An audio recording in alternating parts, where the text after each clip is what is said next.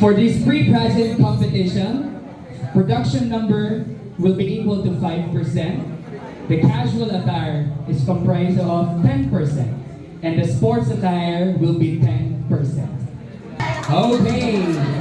Are we guys ready? Ladies and gentlemen, let us all welcome our candidates for Mr. and Miss Educator 2024 with their production number.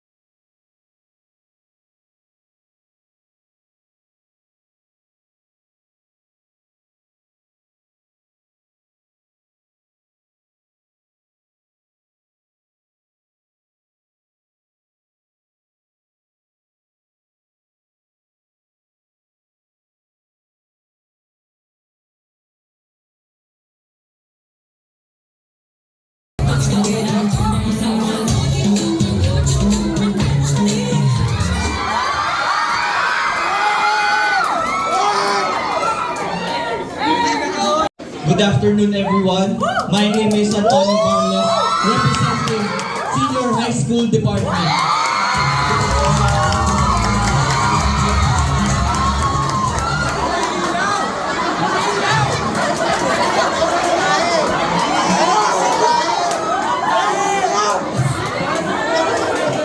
I believe that it's not about how much we give, it's about how much love we put into giving.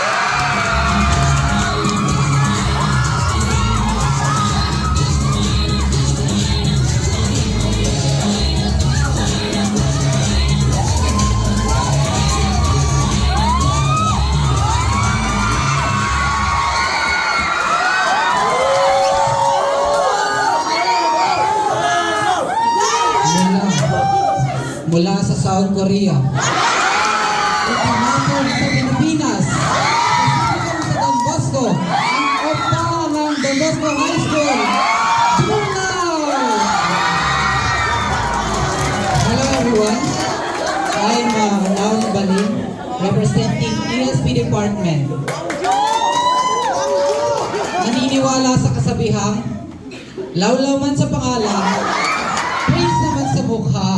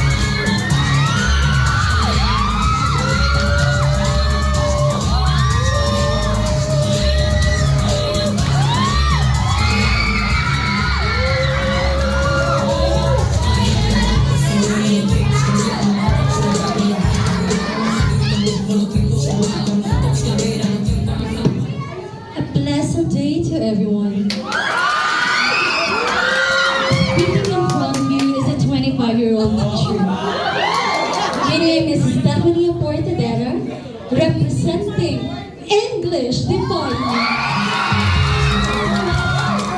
I believe only the brave choose the beach.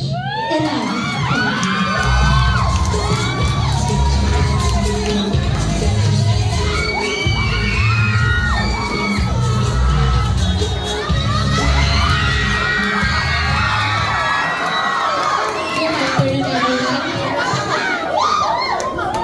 I am Carmina Bilar, representing Mathematics Department. And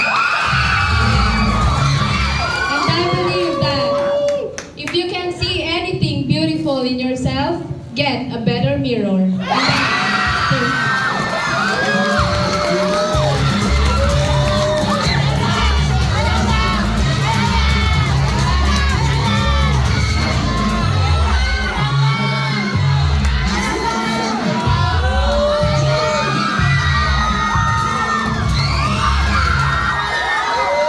Good evening.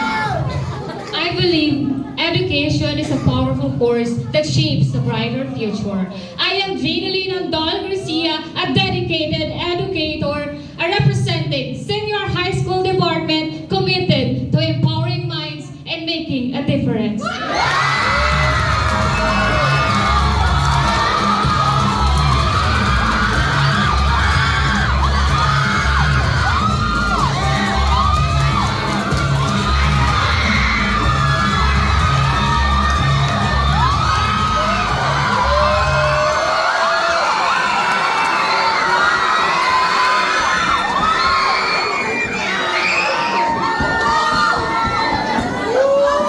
good afternoon, everyone.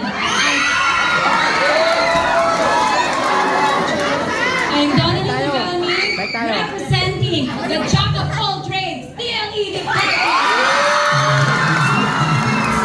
And I believe the true beauty begins when you decide to believe in yourself. Because true beauty or outer beauty attracts and inner beauty captivates.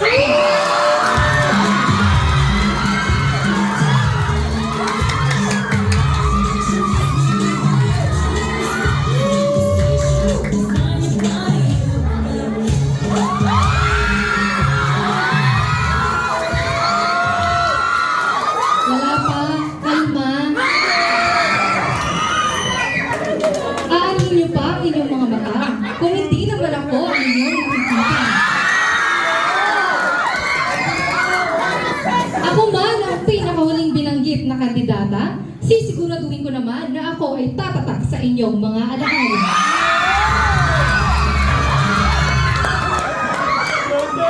A pleasant afternoon to all. Standing in front of you is a very demure, talented, and very beauty candidate coming from the Department of Filipinas.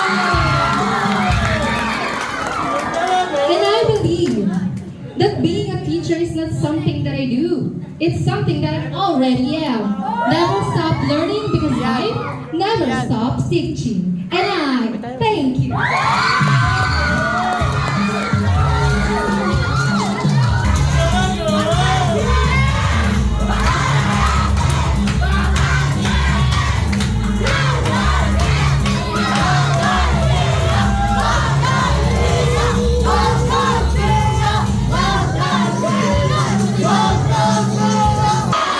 At this point, to give time for our candidates to change their outfits, I'm gonna call on stage an intermission number from one of our very own students.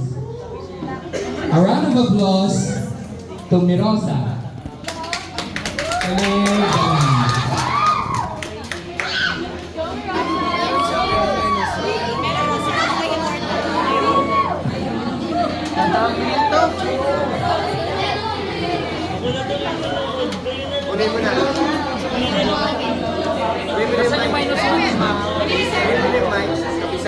Hawakan mo na yung mic. Hawakan mo na lang. Hawakan mo na yung mic.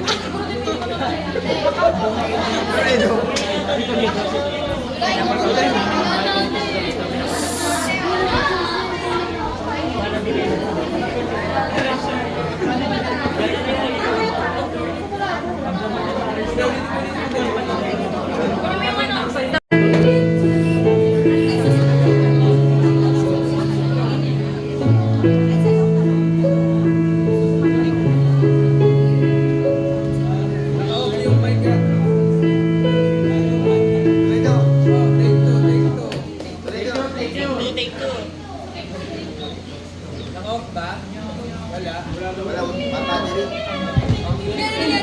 mic na lang, isang mic.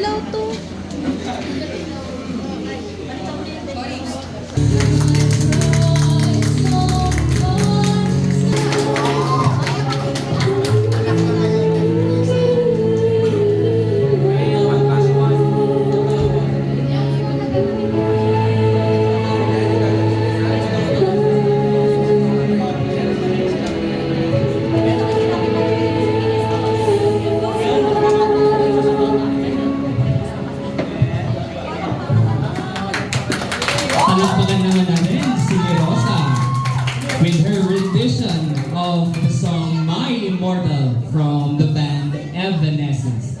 Yes, we are going to have another intermission number from one of our students. Palakpakan natin, Lawrence Romero.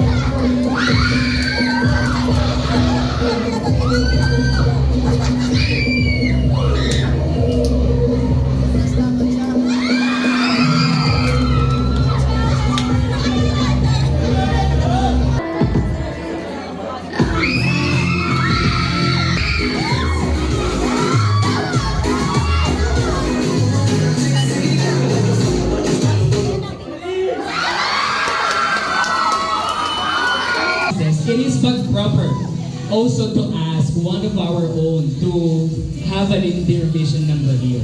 Let us welcome on stage one of the faculty from the ESP department. Isang malakas na palakpakan kay Ma'am Trixie. Ay, yung kapatid pala, ni Ma'am Trixie. Ma'am Grace Curry.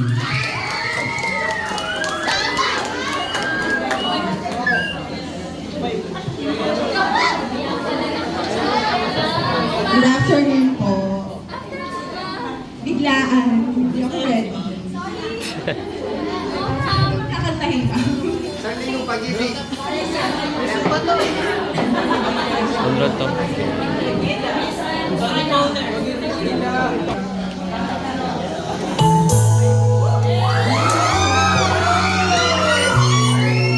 This round highlights their personality, confidence, and sense of style outside the classroom. Let's watch as they show us their relaxed, fashionable side. Give it up to our candidates for Mr. and Miss Educator candidates in their casual wear.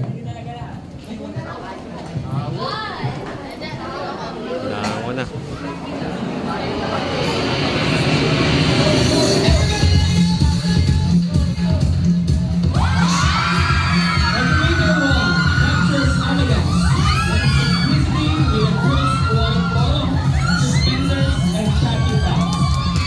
His thoughtful and composed feature is evident in his refined classic look. Known for his reliable and down-to-earth personality, he values tradition and maintains a humble charm that draws people in. Candidate number 1, Sir Mark Ace Alcantara.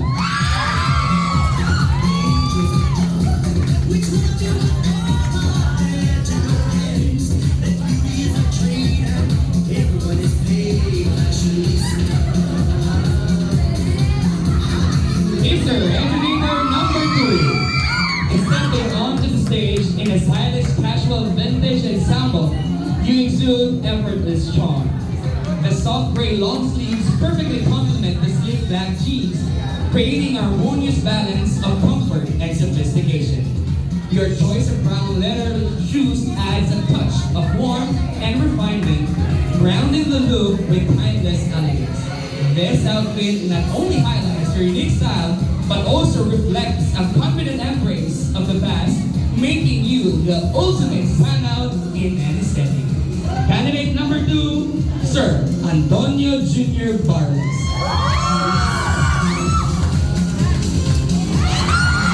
Candidate number 3, Disco Eliminator number 2, Extreme Loving vintage black pants paired with a black and white color, the thick and vintage denim jacket. His confident yet approachable demeanor mirrors his classic style, blending with retro modern sensibility. Always one standout summary, his calm presence invites intrigue, effortlessly combining passion with poise.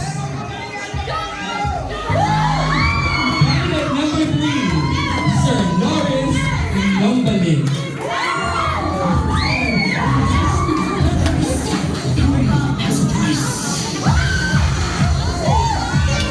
Candidate number 4.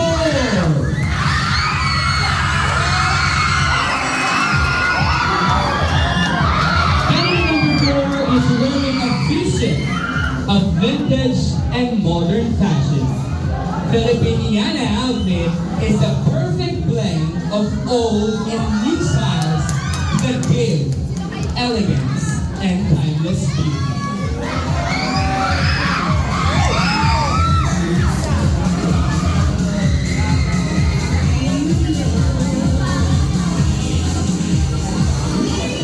Candidate number 4, Miss Stephanie Aportadera.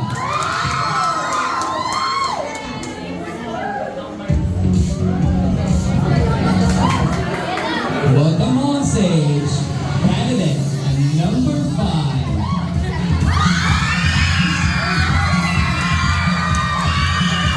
Miss Educator number 5. Is wearing a classy 1940s outfit that exudes elegance and sophistication. A tailored silver dress with a cinch waist and accessories which include vintage shoes, a small handbag, and gloves. Once again, candidate number 5, Miss Carmina Villar.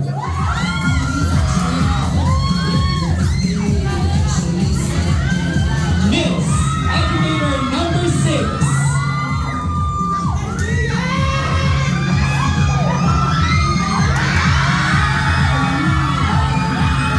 Miss Educator number 6 wears a vintage outfit featuring high-waist denim jeans paired with a brown top and ruffled sleeves which exudes the timeless charm and elegance.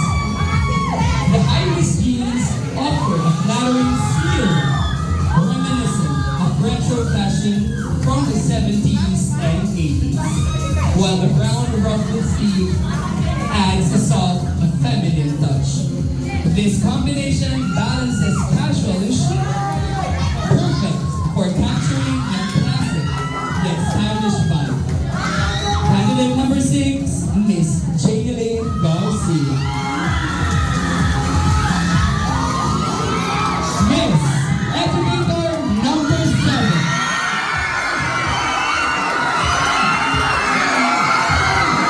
Miss Educator number 7 embraces early turns, wearing earthbound trousers and long sleeve top inspired by mandala and co-ops art.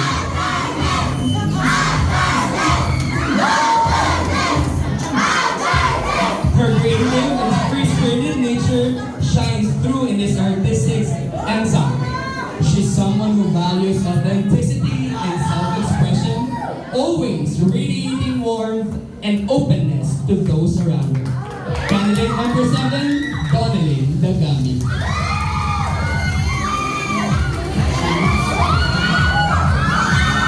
Miss Educator number 8.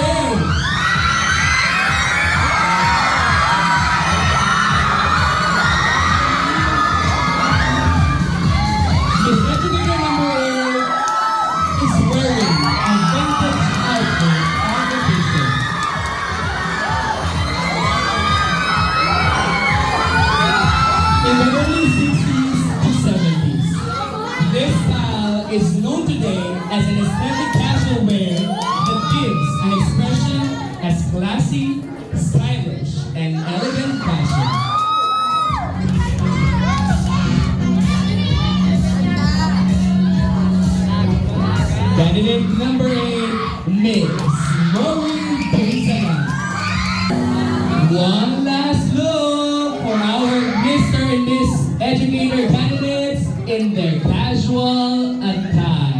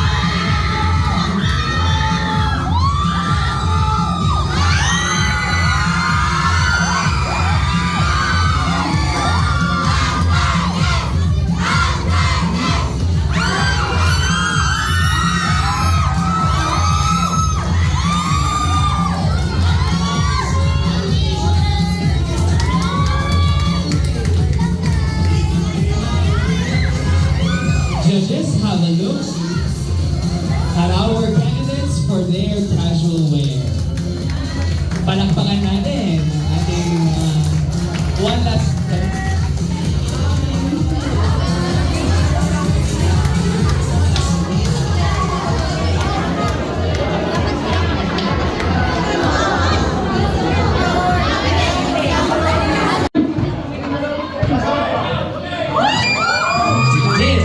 commanding attention in your sleek basketball attire, purity, athletic prowess, and confidence.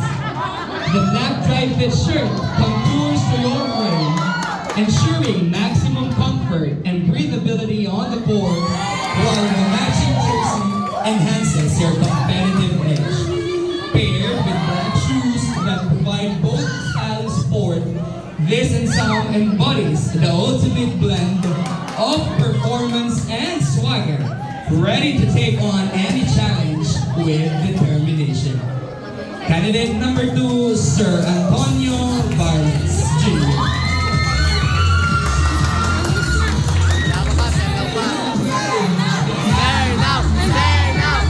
Mr. Educator number 3.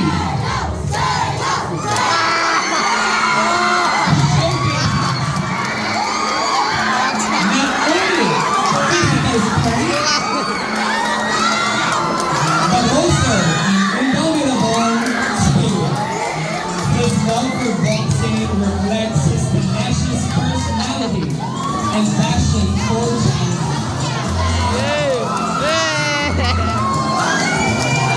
Creating confidence and never move, he demonstrates that strength comes from both body and the mind.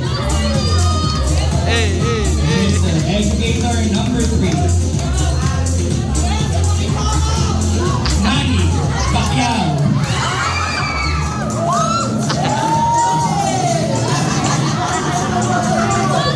Sir Norris Nombali.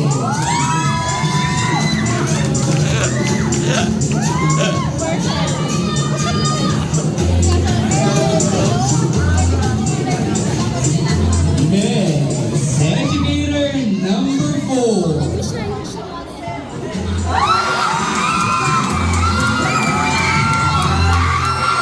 Miss Educator number 4 is giving us a Byron sportsman. This sport demonstrates the accuracy, control, and speed of the shooter in aiming at targets using guns like pistols and rifles. It is not only a brilliant sport for keeping you active, it also builds the self-esteem and the confidence.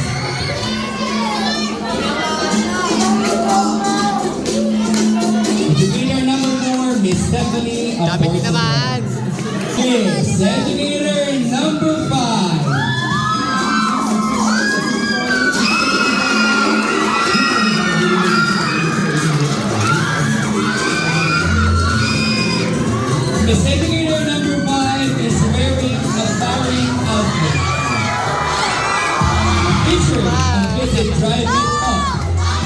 that makes the wearer cool and comfortable. Paired with lightweight shorts for ease of movement. A tactical wig is worn over the top, providing convenient storage for essential gear and ammunition.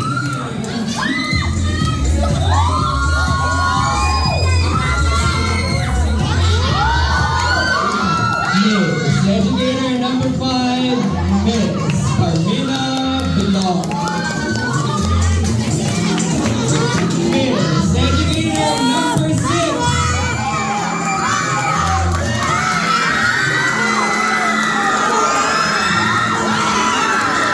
Miss Educator 6 is wearing a vintage outfit featuring high-waisted denim jeans paired with a brown. Is wearing a simple coat outfit, which includes a blue polo top paired with a white long skirt, creating a fresh and sporty look. It's completed with a sun visor for protection and gloves for a better grip, balancing style and function on the course. Candidate number 6, Miss Jaylin Garcia. Miss Educator number 7,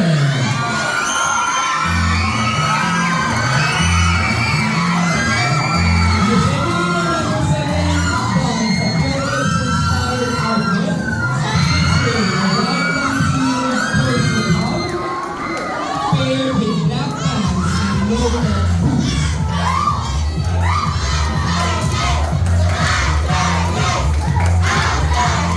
This unique combination reflects her sharp intellect and strategic mind, as well as her grace under pressure. Her ability to balance elements with competitiveness makes her a captivating presence on and off the stage. Candidate number 7,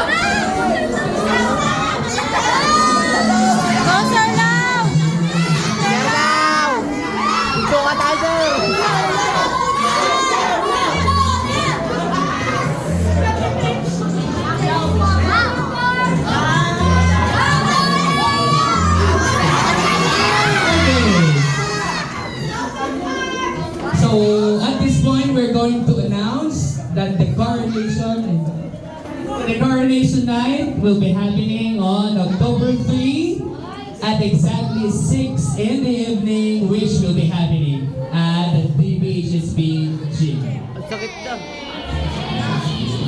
Thank you so much for attending our Mr. and Miss Educator Play Pageant. All the winners will be announced in the coronation night. Thank you so much. This has been Sir Will, your